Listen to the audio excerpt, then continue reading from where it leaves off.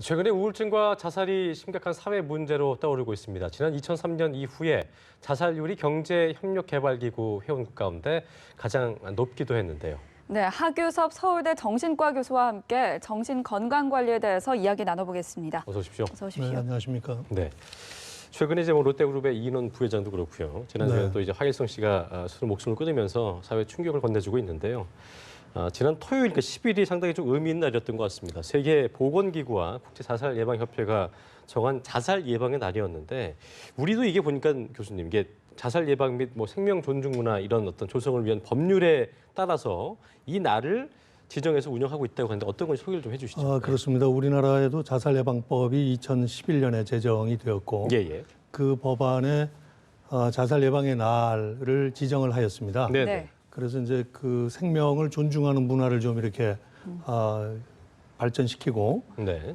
그리고 또 그 자살 예방에 애쓰시는 분들의 그 노고를 위로해주는 그런 날을 제정해서 운영하고 있습니다. 그렇군요. 네, 그리고 이 50대 남성의 자살률이 줄어들지 않고 있다고 하는데요. 그 이유는 뭐라고 보십니까? 2011년 법 제정 이후에 네. 사실은 우리나라의 자살률이 아직은 OECD 국가 중에 1위지만 네. 지난 5년간 대략 한 15% 정도 감소하고 있습니다. 줄었군요. 그렇습니다. 예. 네, 15% 정도 감소했다는 건 사실은 정부의 자살 예방 노력이 상당한 효과를 거두고 네. 있다고 볼 수도 있는데 예. 법 제정 이후에 이제 정부나 지방자치단체가 많은 노력을 하고 있습니다. 그런데 아무래도 이제 그 경제적 부담을 많이 지고 있는 40, 50대에서는 아직은 자살률 감소가 뚜렷하지 않고요. 일본이 그랬습니다. 일본이 한참 자살률이 높을 때 40, 50대 남성의 자살률이 제일 높았고 지금 일본은 자살률이 한 3분의 2 수준으로 감소가 되었는데 네. 그 40, 50대 남성의 자살률도 이제 좀 줄어들고 있습니다. 앞으로 우리도 좀 그런 변화가 있었으면 좋겠습니다. 일본 같은 경우도 그러니까 자살 감소의 이유가 이제 방금 교수님께서 말씀하신 자살 예방의 날 이걸 법적으로 지정하고 있나요, 일본도? 꼭 법적으로 지정하고 있는 건 아니지만 네네. 그 일본은 상당 기간 동안 자살 사망률이 제일 높은 국가 중에 그렇죠. 하나였습니다. 예. 그래서 네. 정부가 거기도 법을 만들어서 정부와 지방자치단체가 아주 다각적인 네. 노력을 많이 하고 있습니다. 네, 이게 실내로 보니까- 네. 지금 연간 일본은 자살 예방을 위해서 대략 2천억 정도의 예산을 투입하고 있습니다. 그렇군요. 아까 이제 40, 50대 남성분들 같은 경우는 경제적인 부담이 가장 큰 요인이라고 하셨는데 20, 30대의 여성들도 스스로 목숨을 끊거나 극단적인 선택한 경우가 많은 것 같아요. 이 부분은 어떤 걸 좀 저희가 이유로 좀 볼 수 있을까요?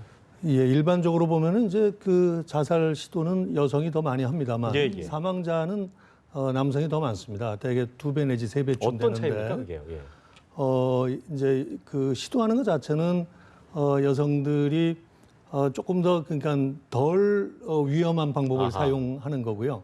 남성들은 시도는 적게 하지만 네. 이제 뛰어내린다든지 정말 극단적으로 다시 뭐 살릴 수 없는. 그렇습니다.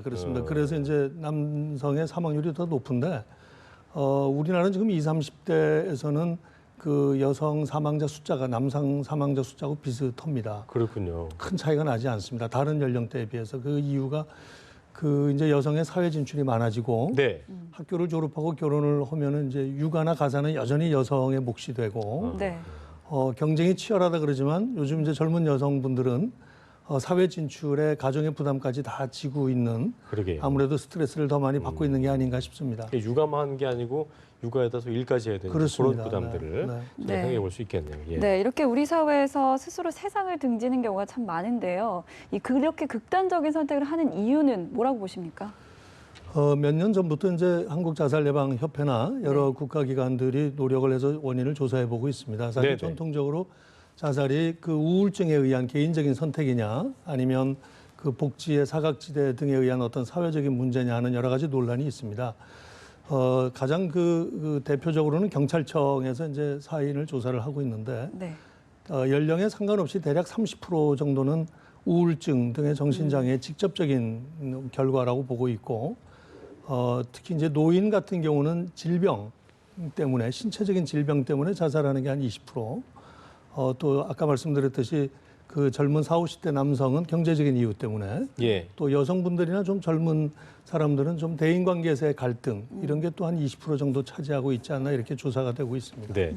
교수님께서는 뭐 전문가시기 때문에 그 베르테르 효과라는 건 저희가 뭐 언론 보도를 통해서 예전부터 쭉 들어왔지만 저희는 이제 파파게노 효과가 이제 이 베르테르 효과의 우려가 커지자 이제 파파게노 효과라는 게 있다고 하는데 실제로 저는 먼저 물어보고 싶은 게 베르테르 효과라는 게 진짜 있는 겁니까? 실제로 어떻습니까? 실제로 있습니다. 이게 뭐 다시 얘기하고 싶지 않은 얘기지만 2008년경에 우리나라에 가장 그 유명한 여배우 자살 사건이 있었습니다. 이은주 씨요. 예. 그 해에 그 보통 한 달에 1,000명 정도가 자살을 했는데 네. 그 다음 3개월 동안 예.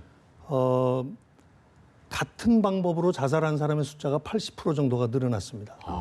그래서 이제 일부에서는 어차피 자살할 사람들이 그런 일이 있으니까 좀 미리 자살한 거 아니냐 했는데 그 다음 달에는 또 마찬가지로 1,000명 정도가 자살을 해서 이게 뭐 이런 표현이 좀 뭐합니다만 저희들로서는 순전히 그 대략 한 2,000명 정도가 덤으로 자살을 더 했다 이렇게 생각을 하죠. 그게 베르테르 효과라는 건 명확하게 있습니다. 파파게노 효과는 그럼 어떤 겁니까? 예. 그 파파게노는 사람 이름입니다. 그 모차르트의 오페라의 그 마술피리에 나오는 이제 주인공 중에 한 사람인데 그 애인이 이제 떠나갔어요. 그래서 이 사람이 아주 비탄에 빠져가지고 자살을 하려고 그러는데 요정들이 나타나서 아주 희망의 그 노래를 들려주고 하면서 이 사람이 생각을 바꿔서 아주 희망적으로 인생을 다시 살기로 했더니 네. 애인도 다시 돌아오고 그래서 이제 행복하게 살 수 있다 하는 겁니다. 그래서 그 어려움에 빠져 있는 사람에게 예. 그 자살에 대한 구체적인 방법 이런 얘기를 하지 말고 그 좀 희망을 가지고 살아갈 수 있는 얘기를 하면 자살로부터 구할 수 있다 하는 게 이제 파파게노 효과입니다. 방법적으로 어떻게 할 수 있는 방법이 있을까요, 이게? 뭐 지도를 우선은 한다든가. 우선은 그 베르테르 효과의 반대가 중요하니까 자살에 대한 구체적인 언급을 하지 않는 게 필요합니다. 예를 들어서 파파게노의 경우에도 이 사람이 시리에 빠져 있는데 마침 언론에서 30대 남성이 떠난 애인을 비관해서 15층 아파트에 올라가서 신발을 벗어놓고 뛰어내렸다. 비슷한 이러면 상황인데. 자기도 뛰어내려야 될 것 같다는 생각이 들죠. 그럴 수 있겠네요. 안 뛰어내리면 안 될 것 같고. 예. 근데 이제 그런 게 아니라 이런 어려움에 빠져 있지만 이런 걸 다 극복하고 훌륭하게 잘 살아간 사람들의 이야기를 하고 도와주는 이야기를 하면 자살을 예방할 수 있다는 거고요. 실제로 또 그런 게 우리나라에서 중요한 게 저희들 조사에 의하면 네. 적어도 절반 이상의 우리나라의 자살은 네. 상당히 충동적인 것 같습니다. 아하. 그러니까 미리 다 생각하고 계획해서 하는 게 아니라 보다는 예. 네, 그 오늘 저녁까지 회식할 때까지 멀쩡했는데 네. 집에 갔더니만 갑자기 그렇게 됐다 하는 얘기들을 우리가 흔히 듣지 않습니까? 실제로 조사에 의하면 우리나라의 자살 시도의 상당수가 충동적인 시도하고 관련이 있고 또 그거는 그 음주하고 관련이 깊은 걸로 이렇게 조사가 되고 그렇군요. 있습니다. 네, 그리고 아까 이 자살 원인 중에 하나로 우울증을 짚어주셨는데요. 예. 그런데 사실 보통 이 우울증을 가볍게 보고 조금 방치하는 경우가 많지 않습니까? 이 우울증 증상이나 징후는 어떤지 좀 설명 좀 예. 해주시죠. 이게 심각한가요? 우선 우울증이 많습니다. 우리 국민들 중에서 대략 10 내지 15%는 최소한 10 내지 15%는 일생 중에 한 번은 우울증에 걸릴 수 있습니다. 그래서 많은 거고요. 치료가 잘 된다는 뜻에서 마음의 감기라고 하는데 네. 치료가 잘 될 때 그렇습니다. 잘 됐을 때. 잘 될 때. 그러니까 치료가 되지 않으면 이제 시리에 빠지고 생활이 상당히 어려워지고 예. 또 죽음에까지 이를 수도 있는 그러니까 방치해두면 무서운 병인 거죠. 네. 우울증의 증상이 이제 일반적으로 생각하실 때는 그냥 우울하다 이렇게 하는데 우울감, 그냥 슬픈 느낌 그런 게 아닌가 슬프고 봐요. 우울하고 이런 게 이제 일시적으로 지나가는 게 아니라 한 2주 이상 지속이 돼야 됩니다. 아하. 그리고 자기 생활에 상당한 지장이 있어야지 되고. 근데 이제 더 문제는 실제 우울증 환자의 한 3분의 1만 자기가 우울하다고 느끼고요. 예. 3분의 1은 그냥 불안하고 걱정을 하는 걸로 표현을 합니다. 3분의 1은 기분은 우울하지 않다고 그래요. 대신에 이제 재미, 의욕, 흥미가 없고 만사 귀찮고 아무것도 하기 싫고 몸의 기능이 떨어지고 못 자고 못 먹고 그런 그리고 생각하는 게 상당히 그 비관적인 쪽으로만 돌아가고 그러니까 단순히 우리가 슬픈 마음이 들어서 우울증이 아니라 그렇습니다. 뭐가 네. 좀 귀찮다거나 그냥 네, 하기도 네. 싫고 네, 네. 그런 무기력증도 우울증의 일환이라고 볼 수 있다는 얘기죠. 그렇습니다. 네, 아주 대표적인 증상 중에 하나입니다. 그렇군요. 자, 그렇다면 교수님께서 끝으로 정신 건강을 결과적으로 저희가 맑게 하는 게 중요할 테니까 어떻게 좀 관리를 하면 좋을 것이고 이런 부분들을 시도하면 좋겠다.